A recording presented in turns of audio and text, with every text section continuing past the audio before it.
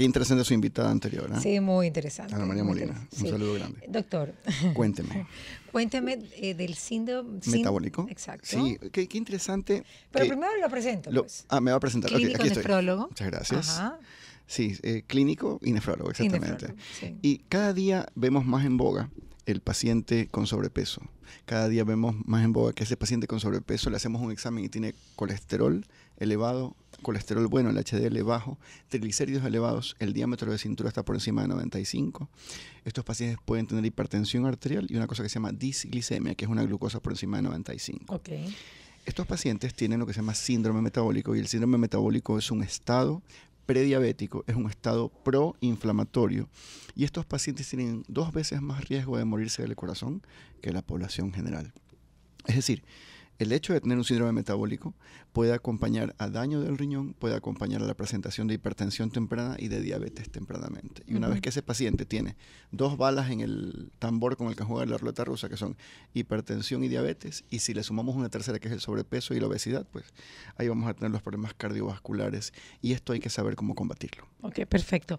Pero, o sea, suena como que hay mucho problema con este tema, ¿no? Pero ¿cómo lo evitamos? 35% de la población en Estados Unidos está padeciendo esto, y probablemente esto ¿Y en se convierta Ecuador en una nuestras pandemia. estadísticas? Tenemos estadísticas que están alrededor del 35%. También. Sí, de la información que se tiene sobre el tema del síndrome metabólico. La pregunta es, ¿cómo estamos trabajando? Por ejemplo, ¿qué están haciendo los padres con la alimentación de los chicos? Porque desde ahí empieza. Le estamos dando comida chatarra, le estamos dando helado, le estamos dando... O sea, ya no les damos vegetales, no les damos frutas, porque hemos democratizado la alimentación en la casa y hemos dejado que el chico decida. Y cuando dejamos que el chico decida, y yo quiero saber si algún niño va a decir, él pida la mamá, comida. hoy amanecí, veía un video, me pareció maravilloso, hoy amanecí con ganas de espinaca. O sea, ¿cuándo te va a decir eso el chico? O sea, aparte, claro, yo creo exacto. que el chico no va al supermercado a hacer las compras, ¿no? No va, no. Entonces, verdad. esto es como que una vez tuve un problema sobre una diferencia sobre dónde iba a estudiar uno de mis hijos. Y pues él puede querer estudiar en una universidad carísima, pero hay que ser práctico. O sea, esa universidad carísima, si no tiene el aval académico, pues pasa a ser simplemente una universidad cara, fancy y nada más. Aquí pasa lo mismo con la alimentación. Nos estamos dejando guiar por cualquiera. Yo creería que todos debemos tener una alimentación que tienen los pacientes diabéticos, que es esa alimentación balanceada de un carbohidrato por plato, no mezclar carbohidratos, tener el consejo de una nutricionista. Qué importante que es eso. Ayer una nutricionista, Martita Ríos, decía que una de las peores cosas que les puede pasar a los diabéticos, o en general, no me acuerdo a quién especificaba, es el puré de papa. Entonces, No, tiene escúchame. Y luego me escribió una persona, ya lo vi después, y decía, ¿y por qué a todos los enfermos le dan puré de papa si es tan malo? El tema de la alimentación, más allá del puré de papa, es que los ecuatorianos tenemos una alimentación hipercalórica porque es más barata. Un pedazo de carne va a ser más caro que un pedazo de verde. Y entonces es verdad que es mucho más sencillo. Y mucha gente dice, no, pero el verde es un alimento muy bueno. Claro, tiene 20% de proteína más o menos y el resto es un carbohidrato simple. Entonces hay que saber que si comemos verde y lo mezclamos con arroz, cazuela con arroz, mira. Imagínate qué rico. Claro, pero es la mezcla que no me escribiste de plátano un saludo en a mi Manaví. mamá, Eso no sé también si es me con está queso. escuchando. ¿Tu mami ¿Sabes? no está escuchando? Espero que sí, pero... ¿La pones a escuchar Red de Fuego? No, pero no lo puedo castigar con tantas cosas. Ya me escucha a mí de vez en cuando. Todos los días, pues ya está Por jugando. ejemplo, mi mamá me dice, te voy a dar de comer y como ya sé cómo comes, ¿Ya? me hace una guatita sin papa. ¿Para qué? Para que la pueda combinar con arroz. Claro. Es que en el momento en que tú combinaste los carbohidratos... Tu mamá te engríe, ¿no? Tú vas a almorzar ahí, ¿no? Sí. Lo que pasa es que hay que saber llegar al corazón de una mujer. Sí. Eso es todo. Y comiéndose la comida. Obviamente. Pero así sea mala. Si tú combinas... les doy una respuesta, por si alguien le pregunta y te gustó, responden, nunca he comido algo así, y quedarán perfectos. Nadie va a saber la respuesta realmente. Bueno, llevando esto a un plano mucho más científico, el tema pasa que el síndrome metabólico está amenazando con presentar una gran cantidad de pacientes diabéticos de aquí en los siguientes 20 años. Es decir, en la medida que vamos envejeciendo y tenemos menos actividad física, tendemos a perder masa muscular y aumentar el tejido graso. Entonces, cuando esto ocurre, en la misma inactividad, el mismo aumento de la cintura abdominal y de la grasa interna, no estoy hablando de la que se puede hacer lipoescultura ni que pueden hacer lipoaspiración, estoy hablando de la grasa que está en los intestinos, en los epiplones. Pacho, ponte pilas, me estás preocupando. Pachito tiene un físico privilegiado. ¿Por qué? Porque no lo he visto enfermo a pesar del tamaño. Bueno, escúcheme. Todavía no tiene síndrome metabólico. ¿Por qué si es gordo?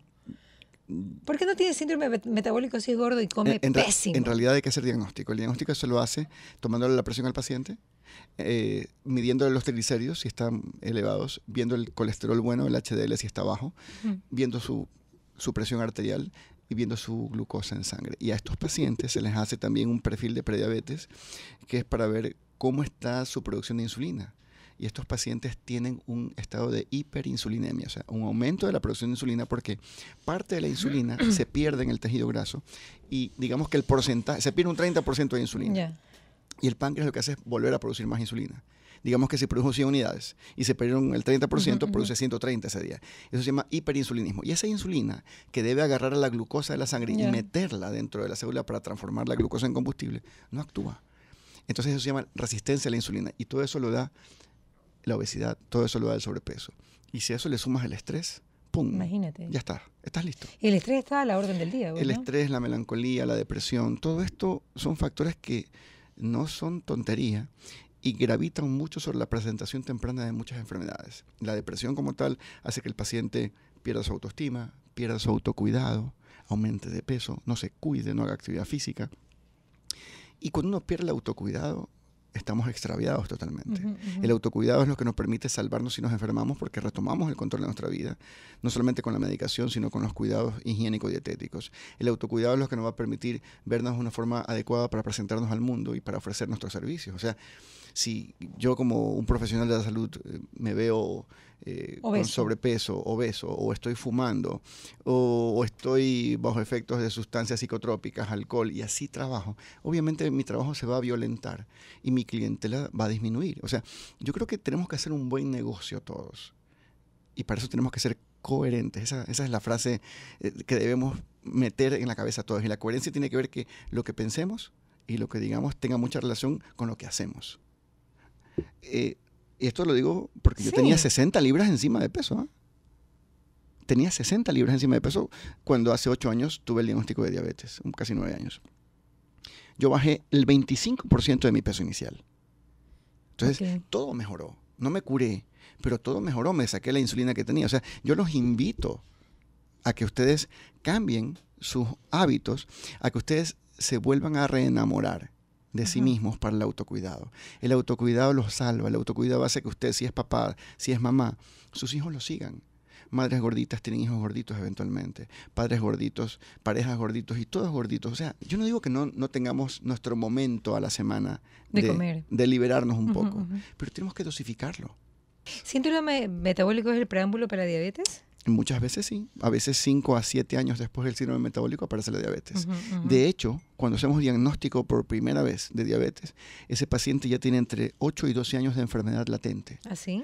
En que el paciente no se ha hecho los exámenes adecuados o el médico subestimó los valores que tenía o no se hizo test de provocación para ver en extremo sus órganos que estaban afectados. Pero lo que pasa es que a veces los valores de los exámenes cambian en relación a los países. Estamos en Ecuador, a ver. En relación a los médicos, porque, por ejemplo, cuando estamos hablando de ¿cómo se llama cuando tienes grasa en las arterias? ¿Cómo se llama? Aterosclerosis. No, lo que siempre te ven, tengo el colesterol.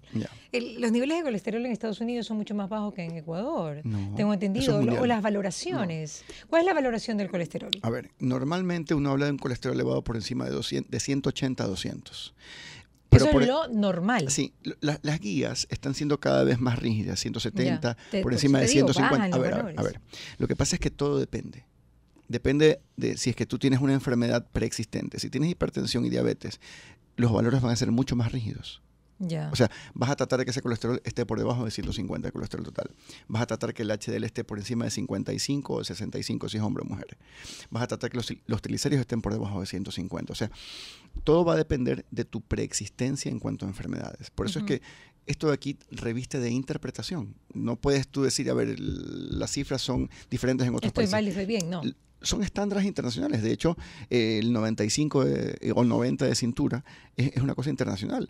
Obviamente uno lo tiene que ajustar. ¿Tú cuánto tienes de cintura? Yo imagino que estoy por 95. O sea que tú ya estás con uno de los signos del síndrome premetabólico. Mariela, yo estaba en talla 37 de pantalón. Ahorita estoy en talla 32. Ya.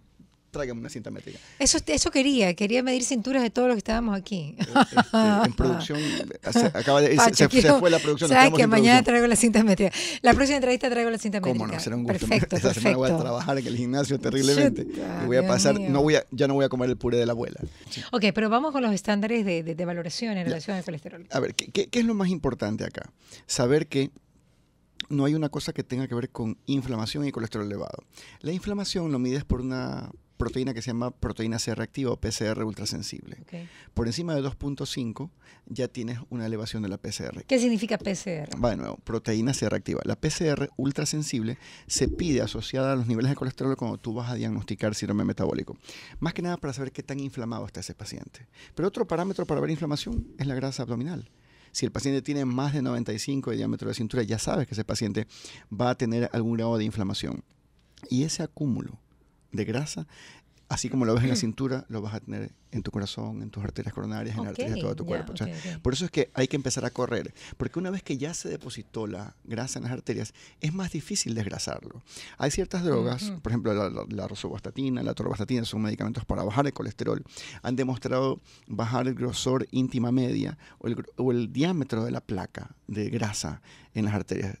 Pero lo ideal es que no tengamos grasa en las arterias.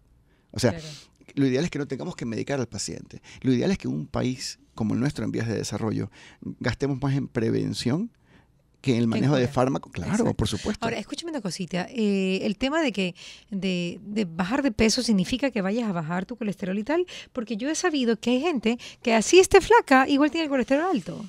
Muy y que tiene que tomar pastillas. Esa parece pregunta de examen, ya. Lo que pasa es que hay dislipemia, dis de enfermedad, lípidos de grasa, hemia de sangre, dislipemia familiar, en los cuales estos pacientes tienen elevados triglicéridos, colesterol, se llaman dislipemias mixtas muchas veces.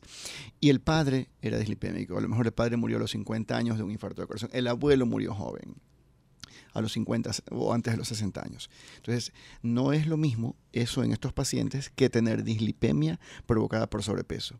Si tú tienes factores genéticos, bajes o no bajes de peso, el colesterol va a estar elevado y esos pacientes tienen que estar permanentemente medicados.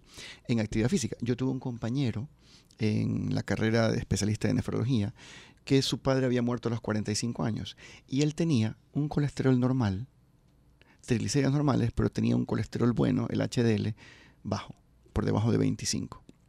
Y él, si yo mal no recuerdo, a los 27 años ya tuvo su primera cirugía de bypass coronario. ¿Qué? Recuerdo porque tuve que darle sangre, porque necesitaba sangre. Y fue una experiencia muy fuerte. Fue un compañero con el que hicimos la residencia de medicina interna durante 3 años seguidos y luego la de nefrología durante 3 años seguidos. Ver lo que él se sometía a una cirugía a corazón abierto, siendo un hombre joven. Claro. Tú ya sabes, ya marcaba el pronóstico de ese paciente. Ese paciente en este momento tiene casi 50 años y sé que su expectativa va a ser diferente a la de un paciente que tiene un colesterol HDL por encima de 55 si es mujer o 65 si es hombre. Entonces, esto es algo muy serio y la gente no lo toma en cuenta. Ese hombre era delgado, hacía actividad física, comía manzanas todo el día, era interesantísimo y tenía su colesterol bueno, el HDL, por debajo de 25. Entonces, esto en porcentaje ocurre en la menor cantidad de pacientes. La mayor cantidad de pacientes son pacientes que tienen malos hábitos alimenticios. Y el cerebro hace hábitos alimenticios en la medida que tú lo vayas haciendo todos los días. Y a partir del 5º año de comer de forma adecuada, ya aprendiste a comer. Dejaste de hacer dieta. Aprendiste a tener una alimentación saludable.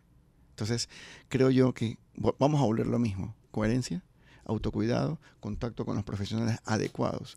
No consultemos improvisados y no busquemos soluciones mágicas.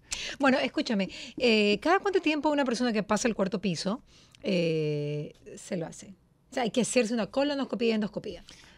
Este lenguaje de teenagers, 4º piso, estamos hablando de los 40 años, ¿verdad? No, pues pasaba los 40 años, yo tengo 49, claro, pero pasa el 4º piso que supuestamente es la edad límite para ya que todo te duele. Yo una vez tenía el doble de su edad, Mariela. Una vez. Sí. ¿Ya? Cuando usted tenía 1 año, yo tenía 2 años. Es el doble. Qué chistoso. Bueno, a ver. Que tú tienes 50 años. 50 años. Que está cada día más agrio este man. Debe venir a Radio Fuego más seguido para que Pachito te enseñe a contar cachos. Si quieren les cuento uno. A contar